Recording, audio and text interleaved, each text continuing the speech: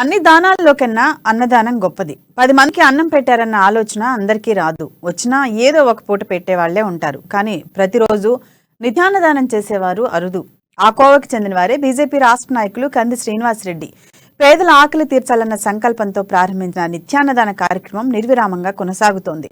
నిత్యం వందలాది మంది ఆకలి తీరుస్తూ కంది శ్రీనివాసరెడ్డి తన గొప్ప మనసును చాటుకుంటున్నారు.